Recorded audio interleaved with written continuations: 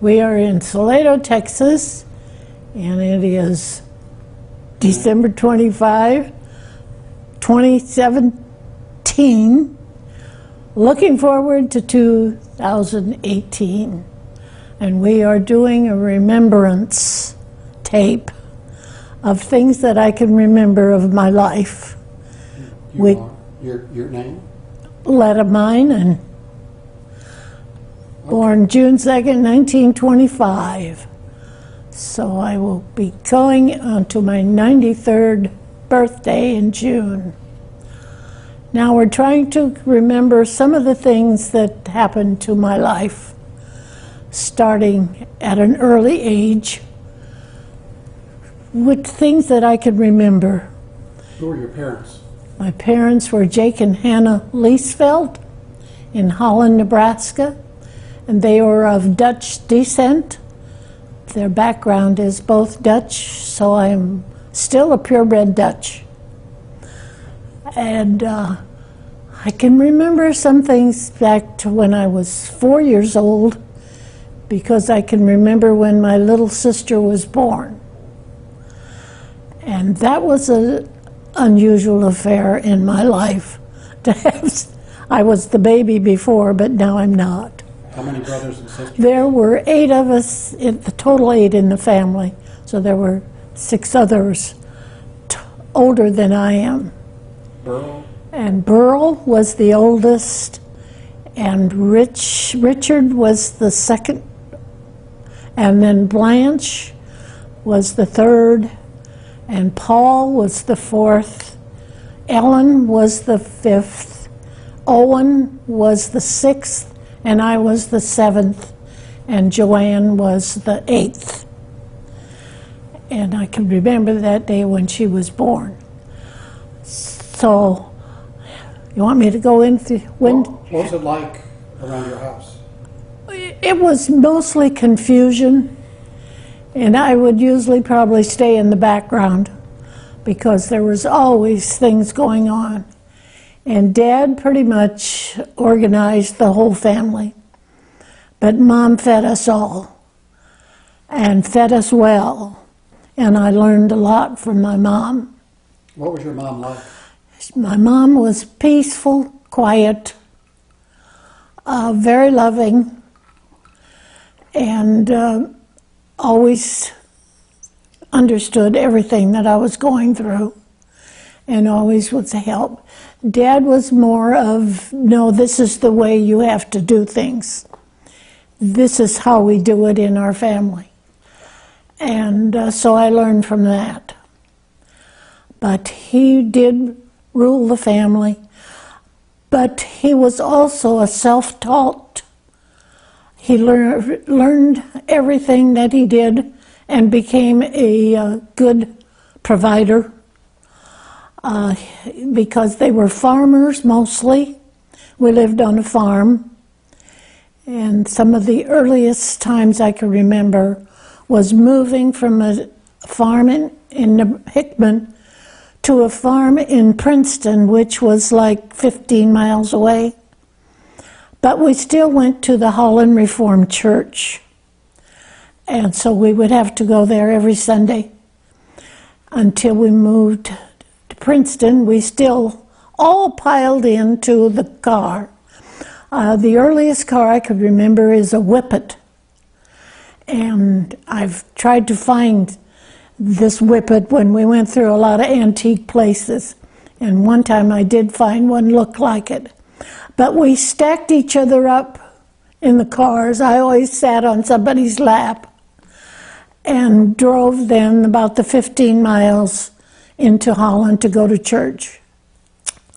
But we always seemed to all get along. Who were you closest to, your brothers or sisters? I think the closest I was to Blanche. And I figured this out later in life, that when I was born, I think I was given to Blanche to take care of.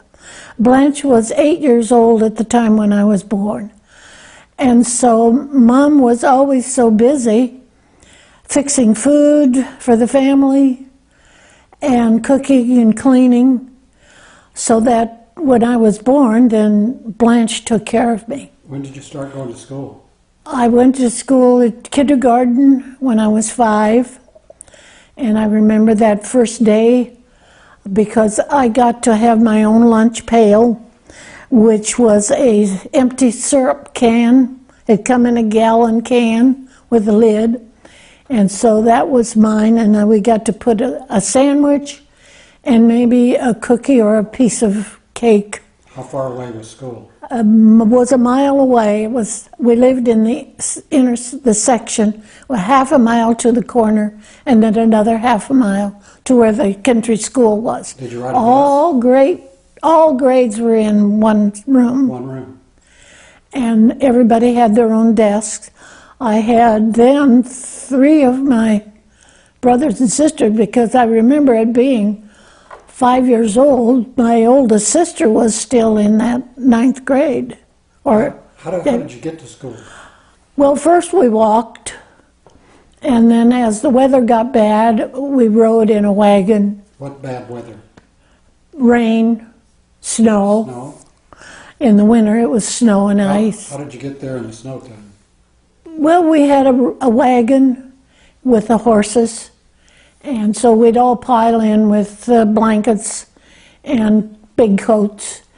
And I don't remember it being that cold, but I'm sure it was. It's just that I felt warm. And how long did you go to that one-room schoolhouse? Well, I went there till 2nd grade. Okay. It was in 2nd grade. I remember some about that school and the recess times when we played games and ball games.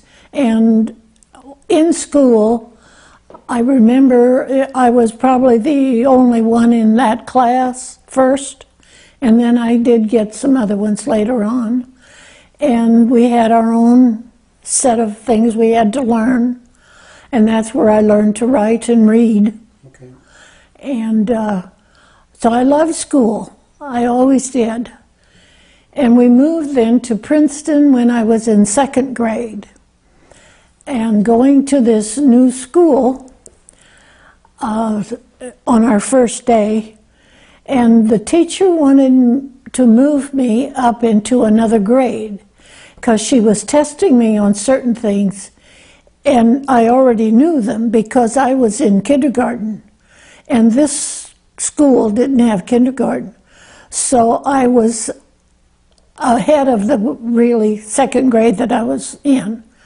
And she wanted to move me to the 3rd grade. But there were all boys in there. There were 3 boys in that class, and there were 2 girls in this one. I said, no, I think I'll stay in this one. So I stayed in the 2nd grade. So where'd you go to high school? Went to high school. Well, we moved later when I was in 6th grade, maybe. We moved to Holland, to the grandparents' farm, and then the school in Holland went from 1st grade to 8th grade, and then 9th grade, and then we went to Hickman to the last 2 years of high school. So they had a teacher there, 2 teachers. There was an elementary teacher in one room, and then the older students were in the other room. And so I had Latin, I was taught that, and we had the regular grades, arithmetic, and all the regular other classes. Did you start dating boys? Oh, not until I was in high school. Yeah. We didn't know, we knew all the kids in church. We knew all the kids because we'd been with them ever since we were 4, 5. What about first date you had with Bill? Well, that was another story. Because I never really thought much about dating. I didn't really until high school when I was in Hickman and was asked to go to a play in high school that night. And I said yes, I would. And when I got home, my brother, Owen, had said, well, I got a date for you tonight. And I said, well, I can't go because I've already said I was going to go with this guy. And he said, well, you'll just have to cancel it because I've already made arrangements for you. Oh, I said, I'm not going to call him and tell him I can't go. And he said, well, we will have Dad decide. And so we had to go talk to Owen, told Dad that he had this date for me and she doesn't want to go because she made a date with somebody else. And so my dad asked me who it was. And so I said, well, it was this guy that I go to school with in Hickman. And so Owen said, well, I've got her a date with this guy that goes to our church, and he's my friend. And so Dad asked who it was, and so he said, Bill Meinen. And so my dad said, well, you're going to have to go with him. Well, I said, I can't do that. And he said, well, you can just call this other guy. Just go on the telephone and call him. So I had to do that. And so then I finally got a hold of him and told him that I couldn't go. Where was the date? Where was the date? Well, this is after I met Bill, and I had known him before.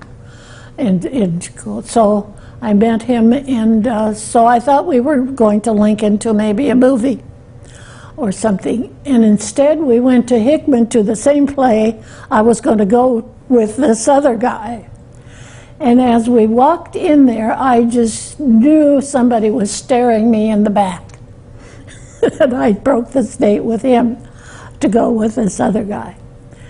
But Bill and I got along very well, and we were always congenial. We had a good time together. And so Bill happened to be the final one. So that was about in the 40s? Yes, it had to have been in the 40s because I was just in high school. I graduated from high school when I was in 43. So the war had already started. Well, the World War had already started, and most of the boys in Holland that were 18 were already gone. We had many of the boys that everybody wanted to go in the service. And so Bill and my brother Owen waited till they were 18, and then they joined the Navy. Both of them joined the Navy. And Bill went to Chicago, to the Great Lakes Naval Training Station. And he graduated from there, and they told him that he probably would have to stay in the States because the war still was going on in Germany and Japan, because his eyesight was bad. He had very thick glasses. And so he said, we might as well get married. Let's get married. You come to Chicago and we'll get married here. Well, he had to write this all in letters because all we had was letters.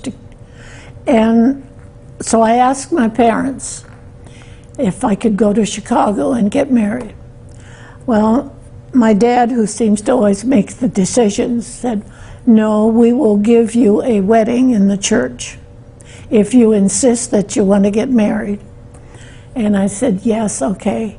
Well, that meant then I had to plan the wedding. So I had to write Bill back, when can you get a leave so then we can set a date and we'll get married in the church. So he wrote back and he said the week of February 22nd, he could have the week. And so he came back 2 days before the wedding date was set. So while I was alone and all my sisters were already gone, I had to plan the whole wedding. And my mom then helped me get the things done at the church. And she made my dress and my veil. And I had to contact Bill's family for invitations. I ordered invitations. I had to address and mail every one of them. I had to organize what they were going to be serving. We're going to get married at 7 o'clock that night. And I had to organize what the food was, and my cake and my flowers and all the things that went with weddings at that time. And evidently I got it done. Bill came home 2 days on the train before the wedding. And we had to get our license in Lincoln at the courthouse. And our dad had to go with us because we were underage. At that time, you had to be 21, and we were 19. So we got our parents, and their dads went with us, and we drove to Lincoln, and it's snowing pretty hard. But we got to Lincoln fine, in the courthouse, and they wouldn't accept Bill's blood test. And since the next day was a holiday, Washington's birthday, everything was going to be closed. He finally found a doctor that he could run, and they could take his test, and then they would just call the courthouse to tell him if he passed. And so meanwhile, I picked up my cake and my flowers, and we got the marriage license and started back, and it really was snowing, blowing, and drifting. And as we drove the 25 miles back to Holland, we would hit those snowbanks, and I'm hanging on my cake the whole time. And we got as far as Holland fine, and they then 5 miles back to where Bill lived, and they got stuck. And so his dad drove, and Bill scooped their ways to get through the drifts. And the next morning, he was sick with the flu, and he was in bed all day. And his dad finally came to him that afternoon. He said, "Bill, you've come this far. You've got a wedding to go to. You better get up." So he got up, and he wasn't feeling too well, but he got through the service. And Roy, his brother, we sort of held him up.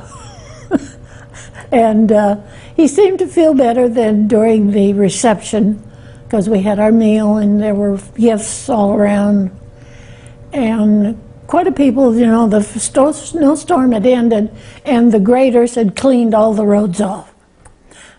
Big drifts everywhere.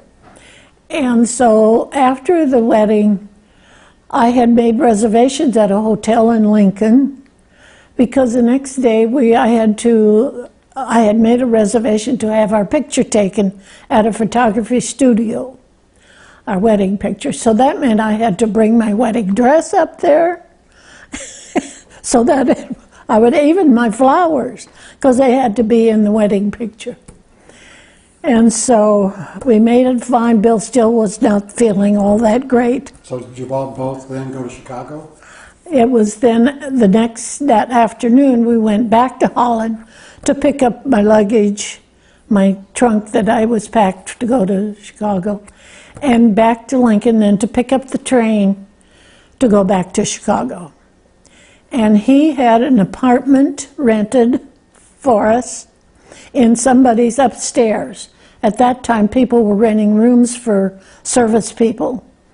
And so we had an upstairs apartment, had a sort of an attic-like area, and the bedroom and the kitchen, everything was all in one big room. And then if I wanted to wash clothes, I could go to their basement and wash clothes. But he also had a job for me downtown Chicago. So that meant this little girl had to go get the elevated train, ride all the way downtown, and get to this bank where I sorted checks for banks. People who signed their checks went in a special little cubby hole. I had to recognize the signature and put them in the right. So did Bill get sent overseas? And well, that was later then, because we toured a lot around Chicago while we were there. The war was over while we were in Chicago in Germany. And so then, you know, he didn't realize, then they told him, well, they're going to start pushing everybody to the Philippines. And so you're going to have to go. So that meant then we canceled that apartment, and I went back to Nebraska. And he then had to leave for the Philippines. And he was then gone for almost a year, and until the war was over in Japan. What was it like in the country during the war? Well, everybody worked for the war.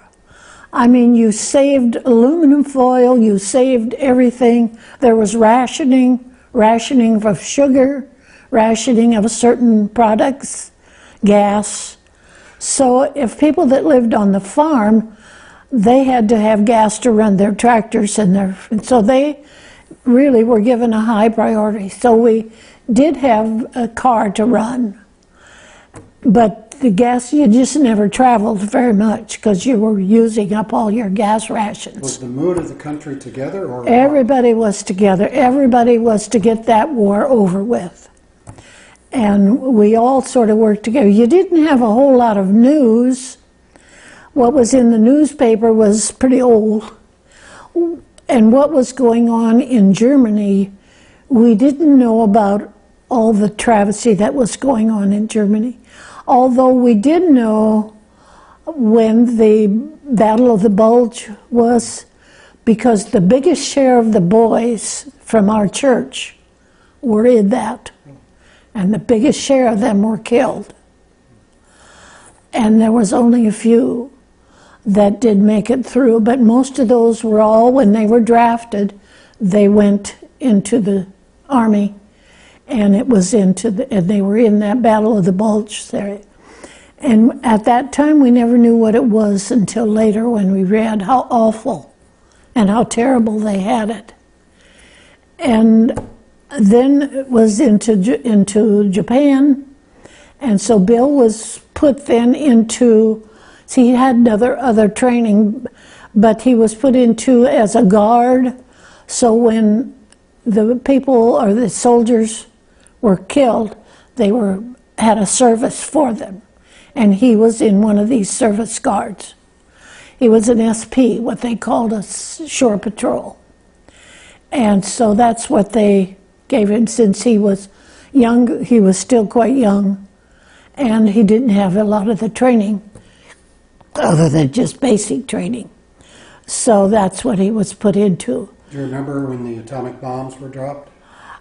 Yes, we did. And the first one, of course, even Bill told me afterwards, everybody cheered, even the soldiers and the sailors just cheered, because not all the news about how mean the Japanese were, that all came out later.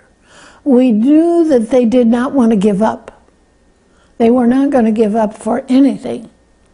And they were killing them pretty fast on all the islands. But the Japanese would hide. I mean, they were tricky. They were so mean. And the soldiers and sailors there, the Philippines, they knew what was going on, but it wasn't in the news. We didn't hear all this. And so when the bombs were dropped, they cheered. And when the first one dropped, well, then he still would not give up. And so they had to drop the second one. And we knew it was a big bomb, but we didn't realize it wiped out the whole city. And then we all cheered somewhat because we knew the war was going to be over eventually. And so finally then the peace was signed by MacArthur. And what was it like when the war ended? I was living in Lincoln and my sister together, and as soon as we heard that the war was over, of course, my older sister, Ellen, her husband was in the Battle of the Bulge, not that, but he was in Patton's Army, Tank Corps. And so when that war was over, then Ralph would be coming home earlier. But then the Japanese war, and so Ellen and I went downtown. Celebrations everywhere. Cars were going around and round, honky, people just running all over cheering. The war was finally over, and all the guys would be coming home. So actually, Ralph, Ellen's husband, came home early. So that meant I had to find an apartment for us when Bill came home. How did he get home? Well, that's another. Letters were always so slow. And he had to wait till his number came up, because only the ones that were there the longest got to come home earlier. And he was one of the latter ones to go. So he was later. And I was working at an electrical wholesale company, and it was called Coors Myers, and I would make pictures of the things that they sold to their salesmen. That was my job in that office. And I was kept waiting to hear from him, and I knew, you know, working, I wouldn't get a phone call, but I'd get a letter, something, tell me when he was coming home. And one day I was working, and a lady from the front office came back, and she said, "There's somebody here to see you." And when I looked up out the window, it was Bill. And I couldn't believe it. You know, you just kind of froze. You couldn't hardly recognize, who is this? And it was Bill. So I said, "Well, why didn't you write me and let me know when you're coming?" He said, "I didn't have time." I was on the train, and, you know, we're going, because there's no phones you could get to and call. How long had it been since you'd seen him? It was almost a year. And so that's how he surprised me. But I had an apartment, so I finally got in to the main gal and said, "I'll have to have the rest of the day off." And so, of course, she said. So I took the day off and took him back to where. So how did your life change after he got back? Well, at that time I was still, it was in the summertime, I think, in the spring, but I was on a softball team. And so I said, "Well, I'm still on this softball team, and you can help us do this." And so he and Ralph, because Ralph was then home, and they got a job that summer at the Yankee Brickyards, which was hauling bricks that they were making. And they both laughed about this job. "Well, we know we're not going to do this for the rest of our life." So we did a lot of picnics, and we'd go to the park, and they just loved the ice cream. We made homemade ice cream because they hadn't had any in the war. And so we did a lot of that. But I went to the softball games, and I was on a Lincoln softball team. And so he would help get the bats and all the stuff, and help warm up the pictures and all that kind of stuff. And then that summer also, we won in our Lincoln. So we took some of the better players and then traveled to different cities like Omaha and Grand Island, and played other teams. Well, this was another story I wrote about. We went to Topeka, Kansas, and Bill was driving. He had his grandfather's car, and we took 2 other girls with us, and we drove to Topeka. And we got there early, and so we thought, well, you know, we're going to play at night, so we'll get go to a movie. Well, we had to find out which one that everybody didn't see. Finally, we found this one theater that none of us had seen, so it's okay, we'll go to this one. And we were welcome there. We still had all our softball jerseys on. And when we all got in there, we were welcome. I thought it was a black theater. We had never, that was not in Lincoln. We didn't have a special just for blacks in Lincoln. And we thought this was kind of strange. And we kind of looked at each other, but they welcomed us so well. And even as we left, we shook their hands, and well, they were so glad we came. Well, then we had to go to the game. And so we went to the ballpark, and we got warmed up, Bill warmed up our pitcher, and our pitcher was really good, but she was black. And I'm first baseman, and I'm right next to the crowd, and the names that they called me, I couldn't believe it. And the names they called her, that during our times out when we were at bat, we all kind of protected her around. She was the nicest gal, and could she throw? She fanned them out like crazy, and that just stirred up the crowd even more. And I didn't think we were ever going to get out of that ballpark. We won the game, just barely. But our coach had made a reservation, or had made plans for us to eat afterwards, because we didn't eat before. And we made reservations, and we had all these booths, and we just piled in these booths. Started ordering our food. Some of them had already had food. And the manager came to one of the girls and said, well, she can't eat in here. She's going to have to go to the kitchen. And they said, what? Well, she's going to have to go to the kitchen and eat. And so the girl said, no, I'll just go out in the car. Don't worry about it. And the coach heard it, and he said, we're leaving. We all got up, and I could not believe that they would get not being paid 1 penny for all that food, and we got up and left just because that one girl was black. That was something that stuck with me for years.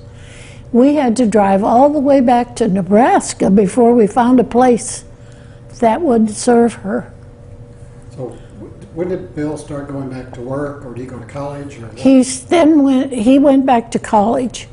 He signed up and decided he would go to the University, the Agriculture Department of the college, and would get a teaching degree in agriculture, because agriculture is what he knew. And and he could teach that. And so then we moved. Well, then Cindy was born. I see you the next year. First child? Yeah, first child. And then some apartments opened up at the air base that was next to Lincoln. And we lived in some of those apartments while he was going to school. And we had other jobs on the side. See, he got his college paid for because they voted to have all the men that came back from service could get an education. But we had to live on extra. So he officiated basketball games, and we did some interviewing on insurance policies for a company. So we had a few odd jobs on the side. And so we lived out there. When was your second child born? And it was after he graduated and got a job teaching out at Curtis, Nebraska, which is way out in western Nebraska. And this was like a small college, but it was high school kids who were shipped in from the ranch country. And they had a nurse, they had a doctor in town. So I was pregnant then with Bill. And so Bill was born December 21st, and it was around Christmas, and Cindy then was 2. And so we decided it was wintertime, not making 40 miles to a hospital in McCook or the other North Platte. We would be bored at home. This doctor had delivered lots of babies in all the ranch countries. And the nurse from the school came and stayed with me that day. And she would keep reporting to the doctor how far along Bill was. Well, then finally it got to where she said, he's getting close. So the doctor came. I was on a twin bed size in one of the rooms. And so It was getting close, and finally the doctor yelled, "Bill, you get in here, you can help me." He says, "You started this, you might as well see it finished." And so he sat on one side, a man held my leg, and the doctor's on the other side. And that's when Bill was born, and it was a boy. See, we didn't even know at that time what they would be. And so Bill had his first boy. And he wrote a letter to his dad after that. And I always wanted to find out from his mom if she ever kept that letter, because I would have liked to have had it. She said she never did get it, or never had it. Did Bill Sr. keep teaching? Yes, he kept teaching, and that's when he decided he wanted to be a rancher. And so another friend of his that was teaching, they decided they would operate this one ranch for a man who owned it. And so that spring, we moved out to this ranch, and there was one big house on the ranch, but they moved another little house for this other couple. And since I had the two, we got the big house. But then it was an upstairs, some bedrooms upstairs. There was no electricity in the house. There was no water in the house, and there was no telephone. The other house had the phone. Bathrooms? And no bathrooms outside. And so Bill then was just trading him, but I was pregnant with you. Was that about when his father passed away? What? Was that about when Bill Sr.'s father Yes. passed away? And it was during that time, that summer, when the neighbor, the people in there, came over and said, it was at night, "You've got a telephone call."